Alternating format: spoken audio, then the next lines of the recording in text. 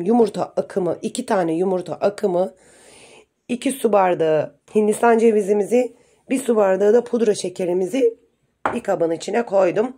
Şimdi yumurta akımızı güzelce kabarana kadar çırpacağız. Yumurta akını çırptım. Bu şekilde kabardı. Bembeyaz oldu. Şimdi karıştırmış olduğumuz malzemeleri içine döküyoruz. Bir spatula yardımıyla birbirine geçireceğiz. Yani sürpriz kekimizin sürprizini hazırlıyoruz. Sürprizimizi hazırladık. İç harcımızı.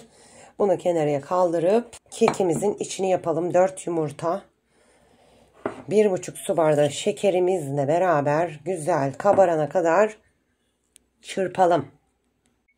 Yumurta ile şekerimizi karıştırdım. 1 bardak sütümüzü ilave ediyorum.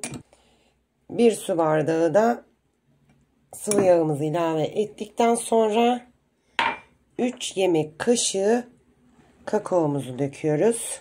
1 paket kabartma tozu, 1 paket vanilin. Karıştıralım.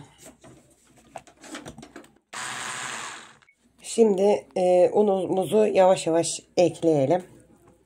Diğer yarısında biraz bunu karıştırdıktan sonra düşük devirde çalıştırıyoruz. Dikdörtgen bir borcamın içine döküp fırına vereceğiz. Borcamı yağladık. Yapmış olduğumuz keki bir kısmını döküyoruz. Şöyle yayalım. Hindistan cevizi toplarımızı da içine koyduk. Şimdi tekrar kalan kekimizi eşit bir şekilde yayıyoruz. Kekimizi kalıba döktük. 180 derece fırında önceden ısıtılmış. Kontrollü bir şekilde 35-40 dakika pişirelim. Şimdi fırına gönderelim.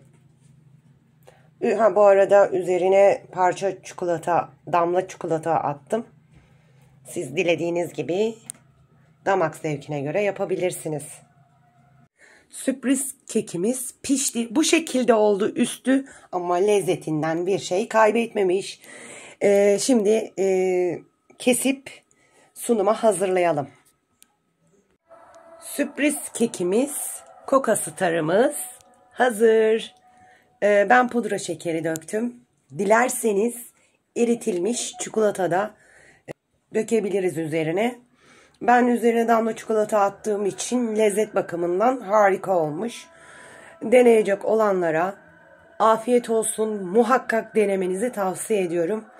Kanalımıza abone değilseniz abone olmanızı, yorum yazmanızı, like atmanızı bekliyorum. Bir dahaki videoda görüşmek üzere. Bay bay.